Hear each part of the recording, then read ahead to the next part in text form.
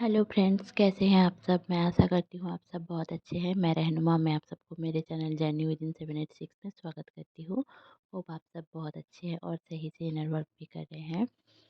मेरा आज का जो चैनलिंग है वो है टू टू पोर्टल के ऊपर। टू टू पोर्टल के जो एनर्जी शिफ्ट हुई है वो 1 फरवरी रात से ही शुरू हो गई है।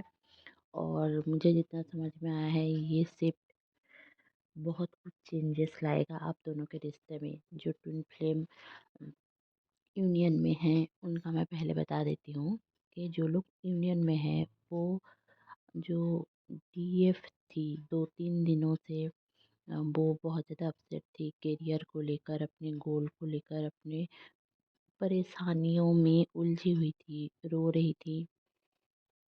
कोई भी अच्छा भला बुरा कुछ भी हो रहा था तो उनका खुद का ब्रेन ये ब्लेम कर रहा था कि यू आर नथिंग, है ना। तो वहाँ पे यू आर नथिंग वाली एनर्जी जो है वो डिवाइन फेमिनाइन को खा जा रहा था।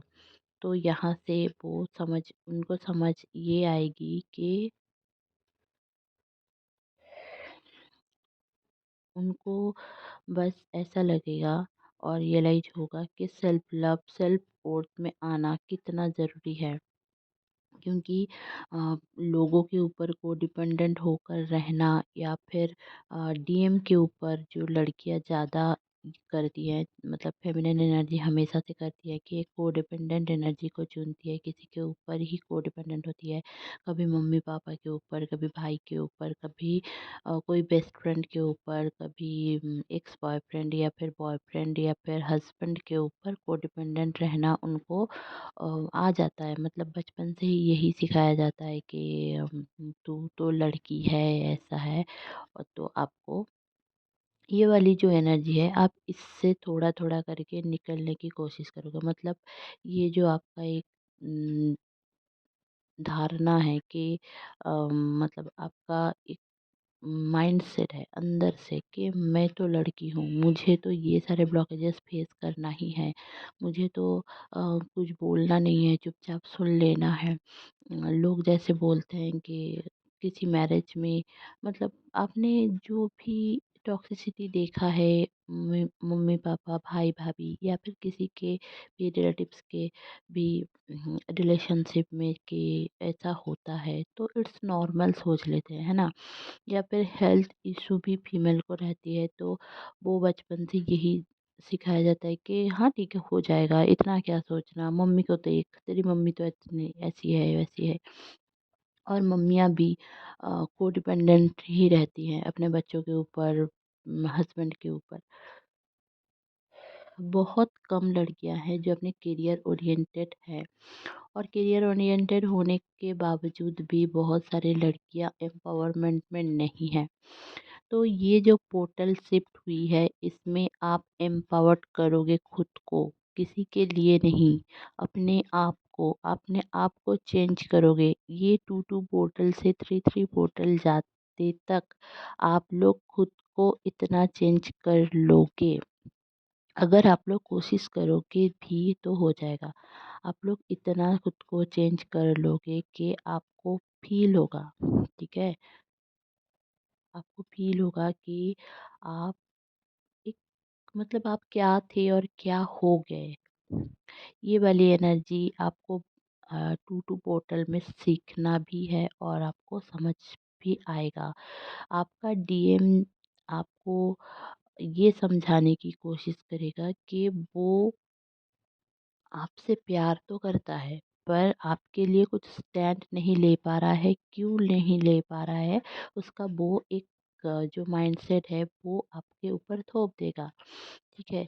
ऐसा हो सकता है कि भाई मैं ये नहीं कर पा रहा हूँ, वो नहीं कर पा रहा हूँ।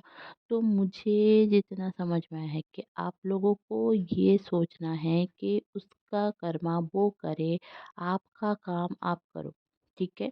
ऐसा नहीं है कि उन्होंने कुछ भी बोला, अच्छा भला बुरा कुछ भी आपको सोचने की ज़रूरत नहीं है, है ना। अच्छा भला बुरा कुछ भी कहे आपको सोचने की ज़रूरत नहीं है कि डीएम ने क्या बोला, क्या किया, क्यों कौन चीज़ में उन्होंने फ़ोकस किया, ये सोचने की टाइम नहीं है। ऐसे भी टू टू पोर्टल बैलेंस और हार्मोनी को लेकर आता है। वैसे भी बहुत सारे लोगों को यूनियन के साइन मिल रहे हैं।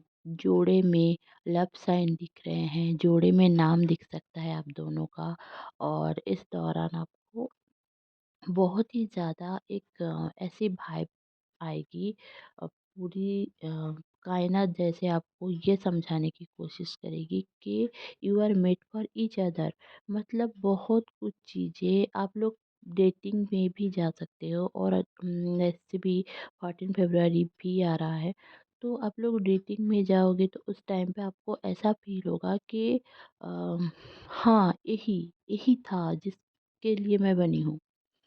एक जो बॉन्डिंग था इतने दिनों से, अगर आप लोग खुल के बात नहीं कर पा रहे थे, आप लोग सही से मिल नहीं पा रहे थे, आप लोग सेक्सुअल रिलेशनशिप में तो थे, पर आप लोग अपने दिल की बात बोल नहीं पा रहे थे, तो ये पोर्टल में आप सब कुछ अपना दिल का हाल दुखड़ा भी सुना सकते हो, अपना दिल का हाल भी बोल सकते हो।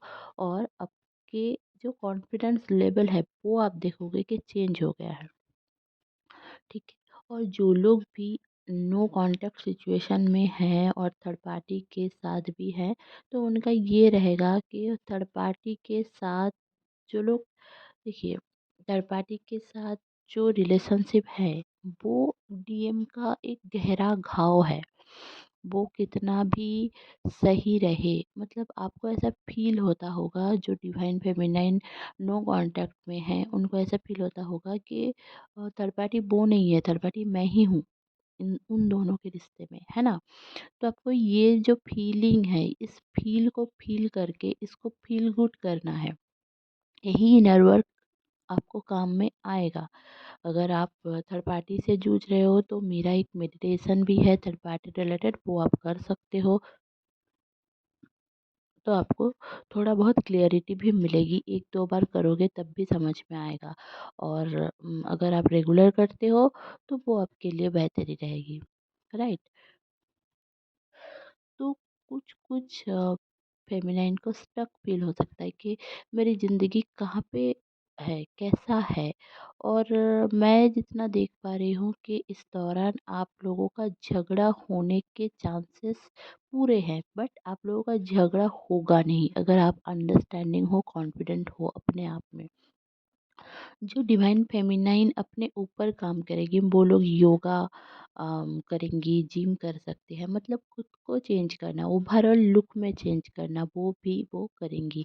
क्योंकि उनको ये समझ में आ गया है, डिवाइन फेमिनाइन को ये भी समझने की ज़रूरत है, और नहीं समझ में आया है तो भी ये समझें कि जो डिवाइन फेमिनाइन है इस दुनिया में चेंज लाने के लिए ही आए हैं। इस फैमिली में आपका आए, आप इस फैमिली में आए हो, इस लाइफ टाइम में आप चेंज करने ही आए हो।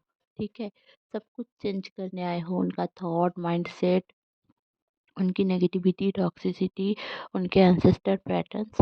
तो ये सारे आपको, अगर इतने बड़े बड़े भगवान ने, अगर डिवाइन ने अगर इतने बड़े बड़े दायित्व देकर रखा है, तो आप पहले अपने खुद के घर से शुरू करो, क्योंकि चैरिटी बिगिंस एट होम।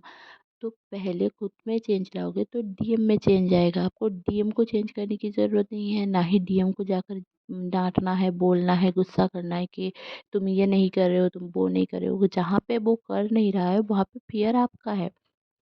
अगर वो कर नहीं रहा है तो आप सोच रहे हो कि उनको फ़ियर है, उनको थर्ड पार्टी से छोड़ना नहीं है, उनको बस टाइम पास कर रहे हैं, तो ये आपकी गलत भावनाएँ हैं। वो आपसे प्यार करते हैं, इसीलिए थर्ड पार्टी के बावजूद भी आपके साथ हैं। बस उनको समझ नहीं है कि ये फीलिंग्स क्या है, क्यों छोड़ के नहीं जा पा रहे हैं, राइट? तो डीएम क्या बोल रहे हैं, क्या कर रहे हैं, उनमें फ़ोकस मत करें, अपने आप में फ़ोकस करें। ओके। तो चलिए, और जो इस दौरान आपको 444 1111 4848 2424 2222 8222 111 ये सारे एंजल नंबर्स बहुत ज़्यादा दिखेंगे। आपको अम, ऐसा फ़ील हो सकता है कि आपको शादी कर लेने की बहुत ज़्यादा ज़रूरत है। अगर जिनकी भी शादी हुई नहीं है या फिर जो लोग भी अकेले रहते हैं उन सब मतलब जो सारी लड़कियां अभी सिंगल हैं या फिर उम, एक एज के बाद उनको ऐसा लग सकता है कि इस दौर आने लगेगी कि उनको शादी कर लेनी चाहिए क्योंकि बाकी सारे लड़कों की बुरी नज़र उनके ऊपर पड़ रही है। ये वाला एक पॉइंट मुझे समझ में आया है।